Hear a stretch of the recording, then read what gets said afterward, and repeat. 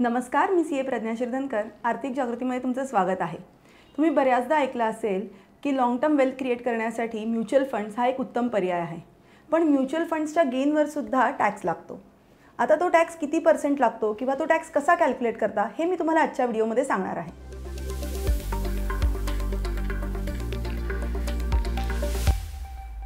Mutual funds 3 प्रकारचे आहेत. Equity mutual funds, date mutual funds आणि हायब्रिड म्युच्युअल फंड्स.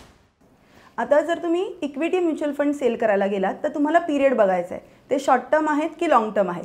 जर तुम्ही ते 12 महिन्याच्या आत विकलात तर त्याला शॉर्ट टर्म म्हणतात आणि 12 महिन्यांनंतर विकलात तर त्याला लाँग टर्म म्हणतात. शॉर्ट टर्मवरती 15% टॅक्स लागतो आणि लाँग टर्मवरती 10% टॅक्स लागतो. पण लाँग टर्मवरती पहिल्या 1 लाखावरचा टॅक्स माफ केला जातो.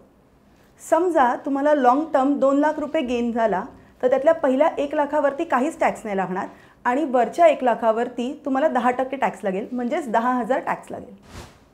आता डेट म्युच्युअल फंड्स जर तुम्ही सेल करताय तर त्याचा होल्डिंग पिरियड हा 36 मंथ्सचा आहे. जर तुम्ही 36 मंथ्सच्या आत त्याला विकले तर त्याला शॉर्ट टर्म म्हटलं जाईल आणि 36 मंथ्स नंतर विकलात तर त्याला लाँग टर्म म्हटलं जाईल. शॉर्ट टर्ममध्ये विकलात तर इन्कम टॅक्सच्या स्लॅब रेटप्रमाणे तुम्हाला टॅक्स पे करायचा आहे. इन्कम टॅक्सचे स्लॅब रेट्स मी कमेंट सेक्शनमध्ये दिले आहेत. आता जर तुम्ही ते लाँग टर्ममध्ये विकताय तर त्याच्यावरती तुम्हाला 20% टॅक्स पे करायचा आहे. आता बजेट 2023मध्ये ह्यामध्ये एक नवीन चेंज आला आहे. तो चेंज म्हणजे काय आहे तर जर तुम्ही लाँग टर्म म्युच्युअल फंड विकताय तर तुम्हाला बघायचं आहे त्या म्युच्युअल फंडचा इक्विटी शेअर्समध्ये इन्व्हेस्टमेंट किती आहे. जर 35% पेक्षा कमी इक्विटी शेअर्समध्ये इन्व्हेस्टमेंट आहे त्या फंडची तर त्या फंडला लाँग टर्म असूनसुद्धा 20% प्रमाणे टॅक्स नाही होणार, तर ॲप्लिकेबल स्लॅब रेटप्रमाणेच टॅक्स होईल. हायब्रिड म्युच्युअल फंड्सचं टॅक्सेशन बघूया.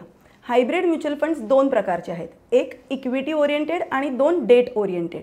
जर equity oriented hybrid mutual funds असतील तर त्याचं टॅक्सेशन इक्विटी म्युच्युअल फंड्सप्रमाणे होईल आणि डेट ओरिएंटेड हायब्रिड फंड्स असतील तर त्याचं टॅक्सेशन डेट म्युच्युअल फंड्सप्रमाणे होईल. आता हे झालं आपण म्युच्युअल फंड्स विकले तर काय होईल. पण समजा म्युच्युअल फंड्स तुम्ही होल्ड केलात तर त्याच्यावरती जे काही रिटर्न्स मिळतात त्याला डिव्हिडंड म्हणतात. ह्या डिव्हिडंडवर सुद्धा टॅक्स लागतो.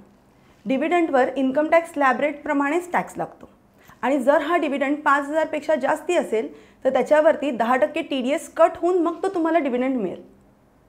मला खात्री आहे की आजचा व्हिडिओ तुम्हाला नक्की आवडला असेल आणि म्युच्युअल फंड्समध्ये इन्व्हेस्टमेंट करण्याच्या आधी तुम्ही ह्या गोष्टींची नक्कीच काळजी घ्याल.